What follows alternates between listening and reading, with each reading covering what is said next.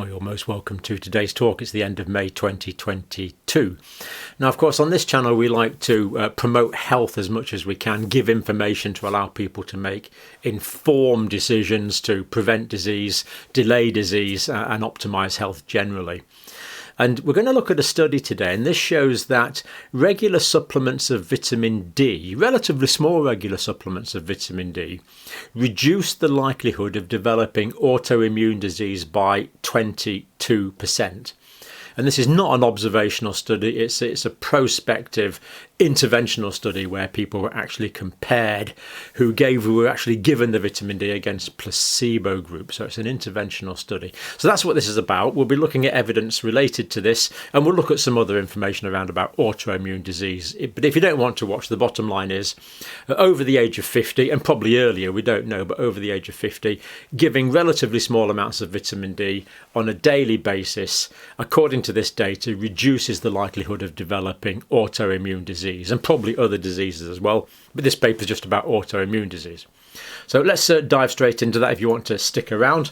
Background here, vitamin D regulates a wide array of genes involved in inflammation and immunity. So in autoimmune diseases, we get too much inflammation caused by abnormal immunity.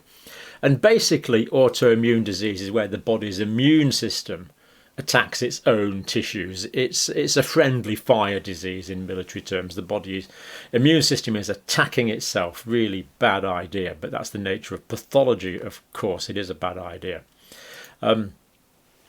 Now, inconsistently associated with the reduced risk in several autoimmune diseases in observational studies. So some observational studies have said, well, yeah, vitamin D is helpful.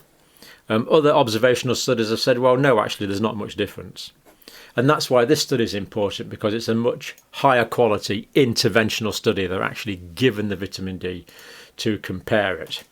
Active form of vitamin D regulates genes, basically turns genes on and off. This is what we call epigenetics now. Influencing inflammation and acquired and innate immunity. This is both branches of the immune system. So acquired immunity, that's the specific type of immunity, and innate immunity, that's the non-specific type of immunity. Both need vitamin D.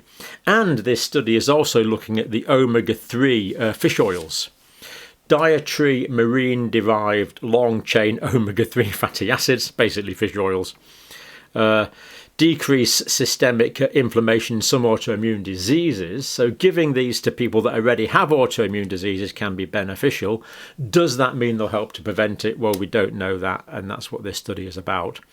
To give you a bit of anticipation on that, we don't have evidence for this, although there are suggestions that it might be true. Evidence is needed on whether omega-3 fatty acids lower the risk of developing autoimmune disease. That's what we don't know, so that's why we're doing this study. Now, fish oils are interesting, and of course you can get fish oils from vegetarian sources as well, from different seaweeds and marine phytoplankton. If you can get that, sometimes you can buy it as a green powder, because a lot of people don't realise this, but people talk about fish oils, but it's not the fish that makes the oils. The fish actually concentrate the oils from the marine plants and the phytoplankton that the fish eat. So what human beings need to do is start mass producing marine phytoplankton, so we don't have to destroy ecosystems by overfishing, which we are doing at the moment. We can actually cultivate this, cultivate the plant rather than the fish, which is what we need to do, and let's leave the fish to maintain ecosystems as far as possible. Anyway, this study here is, this is the title of the study. Now, it's vitamin D and marine omega-3 fatty acid supplementation. So this is giving supplements, autoimmune disease. And we'll look at a bit more about this vital trial in a minute, or in a few minutes. To investigate whether vitamin D and marine-derived long-chain omega-3 fatty acids reduce the risk of autoimmune disease is what the study is about. And it's nationwide, and it's from the United States, largely based in the Boston area. And it's randomized, and it's double-blind. The people don't know whether they're getting the vitamin D or not. The people giving it out and assessing the results don't know. And it's placebo controlled. So this is the best form of trial. Prospective randomized double-blind controlled trial. The quality of data from this is way much better than observational studies. that we've had in the past. And as we say, the results are very positive and very encouraging. This is one of the things, we could spend lots of money on developing expensive pharmaceuticals, or we could use things that we already have, like the sunshine, or very cheap vitamin D supplement tablets, which are dirt cheap. We need to. Okay, so we need clever drugs for some things, but for a lot of things, we just need to promote health. We need to optimize health. This is a whole philosophical approach to healthcare that I feel really does need to be promoted. It's not really being promoted. And as well as that, that means people all around the world can benefit, not just those of us who are rich enough to afford pharmaceuticals in advanced countries. We can promote health for everyone. It's egalitarian if it works. And of course, this is showing that it does work. We've suspected it for a long time, but here we have evidence. Now, this trial involves nearly 26,000 people. Good split between men and women, 12,786 men, just over 13,000 women. Now, people had to be 50 when they started the trial. Women were 55. But the average age was 67.1. So this is in the older age groups. Now, this trial only tells us what this trial tells us. But it tells us about the reduced incidence of autoimmune disease in this age group with vitamin D. And I think there's other evidence, not from this trial, but there's other evidence that shows that vitamin D in younger age groups helps to prevent the autoimmune diseases that occur in younger age groups. Because, for example, some autoimmune diseases like diabetes mellitus type 1 or multiple sclerosis are more likely to occur in younger people. And of course, they're both terribly debilitating diseases. But more on the specific diseases if you want to stick around. Now, 18,000 were described as this strange way they have of defining this in the Americas, non-Hispanic whites. I think that just means they were white. 5,106 were self-described as black and other racial groups. So we've got a good range of ages. It is looking at the older age groups, and we've got a good range of ethnicities and racial backgrounds. Now, what was actually done? The intervention was 2,000 international units of vitamin D a day. Now, that's actually not that much. It's just 50 micrograms. That's a relatively low dose of vitamin D, but it was given every day or was prescribed for every day. And again, a relatively low dose of omega-3 fatty acids, 1,000 milligrams, which of course is 1 gram. So relatively low doses of vitamin D, 2,000 units a day. Just bear in mind with vitamin D, if you go outside and if it takes you 2 hours to get sunburnt, in an hour you're going to make about 20,000 units if you've got a large surface area of body exposed to the sun. So relatively small dose of vitamin D. Participants self-reported all neuroautoimmune diseases, and they went up to 5.3 years, which is great, and they were all confirmed in the medical records. So self-reported and confirmed by medical records. So this is, again, pretty good quality stuff. This is how to do studies. This is good. The vitamin D arm, the treatment group who got the vitamin D, so they got the vitamin D, 123 developed an autoimmune disease. Placebo group, 155. And the difference there is hazard ratio 0.78, and the p-value there is 0.05. In other words, there were only 78% as likely to develop autoimmune disease. In other words, there was a 22% reduction in autoimmune diseases in people that were taking the vitamin D. Now, I think the reason that this works is because the population as a whole is low in vitamin D. So if everyone had been following advice we've been talking about, for example, on this channel for a long time, this might not have worked as well, because if people already have enough vitamin D, giving extra is probably not going to be effective. But this shows to me that the fact that this did work means that vitamin D deficiency is really quite widespread, which is unfortunate for many other diseases. But this only tells us what this one tells us about. So, and we notice that the p-value there is 0.05, which is significant. In other words, there's only a 5% chance that this result arose by chance. So basically, this gets a big red tick. This is case proved. This is evidence. This is what we were looking for. Vitamin D supplements is reducing the probability of autoimmune disease. Now, the omega-3 group, it did show a difference. 130 in the who had the omega-3, and the placebo 148, but the difference there wasn't significant. The difference in the numbers wasn't significant. So we can't say there's an effect there. And I'll just show you the graphics that are associated with this, because they're quite interesting. Now, this is the vitamin D one. These had vitamin D. So this is active treatment. In other words, this group here had vitamin D, and this group here didn't. Now, there were first year, second year, third year, you see, not a big difference.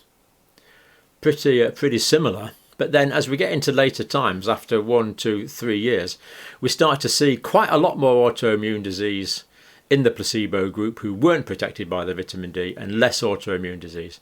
And the difference, of course, between those lines is the size of the gap. And it looks like it's only getting bigger. So if this study was extended for 10 years, we'll probably see a bigger effect. So pretty conclusive graphics. Now, this is the one for the omega-3s. And that did show a difference between the two groups. I mean, there's certainly we certainly see a difference there, but it didn't reach significance. The gap there was not as big for the number of people in the study, p equals 0.19, which is not reaching the p equals 0.5 level of significance. But an interesting effect, and would be great if people could have more omega-3 fatty acids, as we say, from phytoplankton sources. So let's hope the food technologists get their act together and start growing up large amounts of marine phytoplankton, because that's where the fats come from the plants. This was the actual study itself here.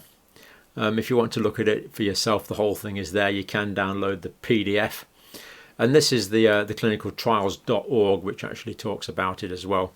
And interesting here, we see that we have the National Cancer Institute, the National Heart and Lung and Blood Institute, the Office of Dietary Supplements, the National Institute of Neurological Disease and Stroke. So these are people that don't have any obvious financial interest in this. And this, of course, is the trouble with pharmaceuticals, because pharmaceutical industry is motivated to make molecules that it can make money out of, and vitamin D you can't, because it's out of patent. It's just a vitamin. That's why we have to look at it independently of big pharma. Now, just going on looking at this, conclusions. Vitamin D supplement for 5 years, with or without omega-3 fatty acids, reduce the risk of autoimmune disease. So this is effective.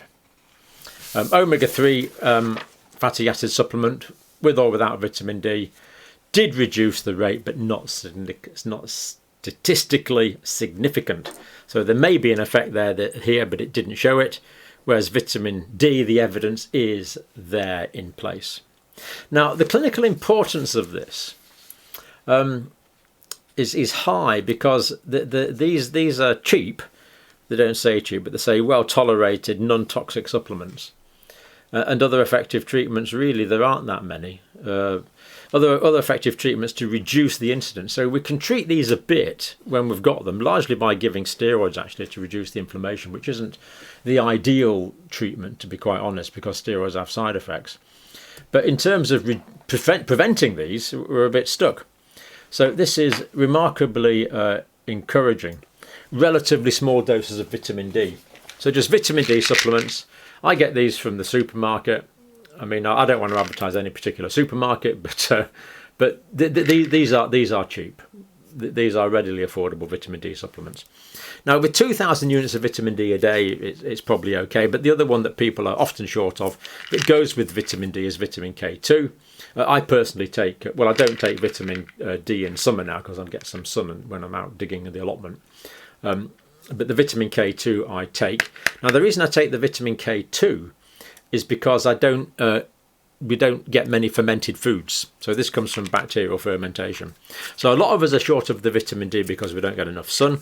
A lot of us are short of vitamin K2 because we don't get foods that are derived from bacterial fermentation, such as grass-fed meat, grass-fed milk, and the sort of food. They eat lots of these foods in Korea and Japan, the fermented foods. But we don't really eat fermented foods. Although on the continent you eat quite a lot of sauerkraut, which is fermented. We do get some from cheese, but not that much. So and the thing is that the vitamin D can mobilise the calcium, and the vitamin K2 puts the calcium away from the tissues into the bone. So it gives you strong teeth and bones, but it stops the calcium from accumulating in the tissues because, of course, vitamin D mobilises calcium. But we've talked about that in other videos. But they are. It is a bit of a combination, a bit of a great combination, those two.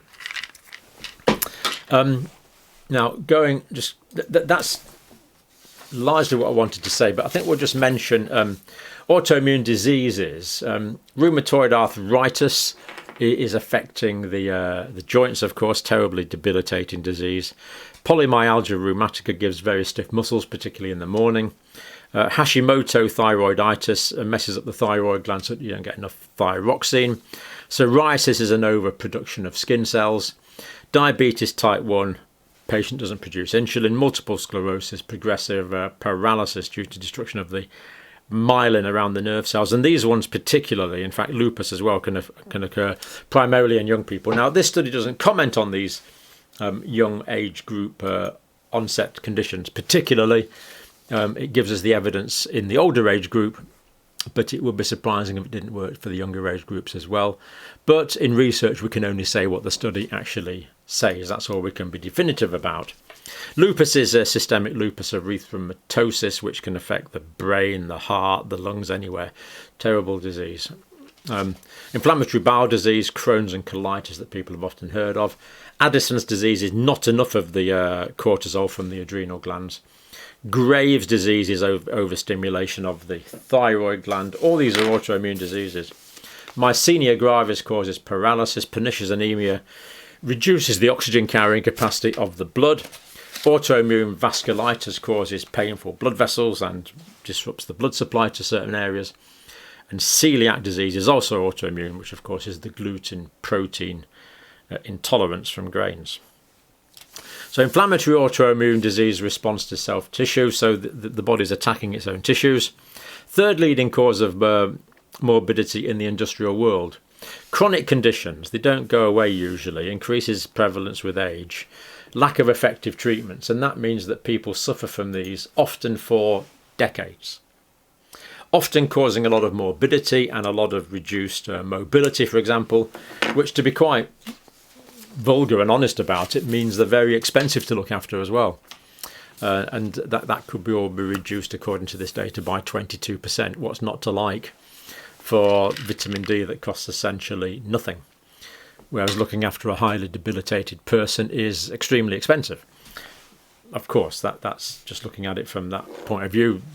This reduces human pain, suffering and death, which is the real good thing about it. Now, this trial here, the vital randomized controlled trial. Now, it's a bit of a VITD. I don't know well, that's how they got the vital anyway. It's straining a bit much out of the tea bag, but it's vitamin D and omega-3 trial, which is what it's about. Randomized controlled trial based in the States, large numbers, investigating D3 and omega-3 supplementation in the light of reduced risk of developing cancer, heart disease, stroke, as we've seen autoimmune disease in this one, in people with no specific history of these things, which is important. Because if you've had one, if we just take, for example, autoimmune disease, if you've had one autoimmune disease, you're more likely to develop another one. But wouldn't it be nice if we can reduce cancer, heart disease, stroke, which these things may work on, particularly the vitamin D. Consistent with this study, other studies aren't showing that big an effect actually with the omega-3, but we'll wait to more studies because this is a 5-year interventional phase study has gone, and now we're getting the data crunched out, so hopefully we'll see more ongoing data, and as well as that, these patients are being followed up longer term. But so presumably we'll carry on seeing data from this in 5 years. Lots of data coming out this year, but some in 5 years, some in 10 years. Who knows how long they'll be able to keep this trial going for. So there you go. Pretty convincing evidence to take. Dirt cheap, very safe. 2,000 units of vitamin D a day. Personally, I take more in winter. 22% reduction in autoimmune disease. according to this trial. That is what the data says.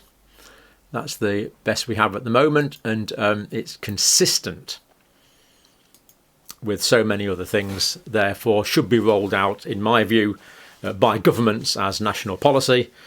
Pity the UK government, for example, and the US government are not following up on this safe, efficacious treatment. Let's hope they're not doing that to promote expensive pharmaceutical treatments. But if you do look on national guidelines, they do talk an awful lot about drugs, which are needed, of course, sometimes. But, of course, prevention, you and me know, prevention is better than cure. Thank you for watching.